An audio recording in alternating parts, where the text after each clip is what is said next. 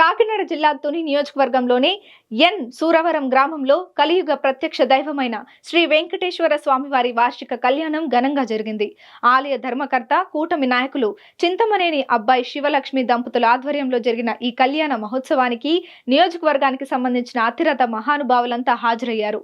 విశేష అలంకరణతో దర్శనమిచ్చిన వెంకటేశ్వర స్వామిని దర్శించుకొని కళ్యాణాన్ని కనులారా తిలకించి భక్తులంతా ఆధ్యాత్మిక పారవశ్యం చెందారు. ఓం నమో వెంకటేశాయ. మన ఎన్ సూరవరం గ్రామంలో వెలిసి ఉన్న శ్రీ కలియుగ దైవం శ్రీ వెంకటేశ్వర స్వామి వారి యొక్క 8వ వార్షికోత్సవం పురస్కరించుకొని శ్రీ చింతమనేని అబ్బాయి గారి దంపతులచే ప్రతి ఏటా ఈ వార్షిక కళ్యాణ మహోత్సవం అంగరంగ వైభవం జరుగుతుంది.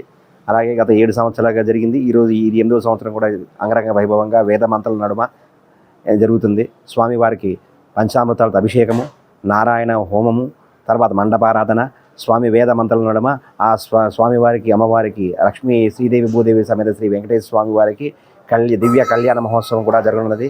ఈ కళ్యాణ మహోత్సవం అనంతరం కూడా భక్తులు ఆ యొక్క అన్నప్రసాదం కూడా స్వామివారి యొక్క వితరణ జరుగుతుంది. అలాగే సాయంకాలం కూడా 5 గంటల నుండి మేళతాళాలతో కోలాటాలతో ఊరేగింపు కార్యక్రమం కూడా ఎంతో అంగరంగ వైభవం కారుతుంది.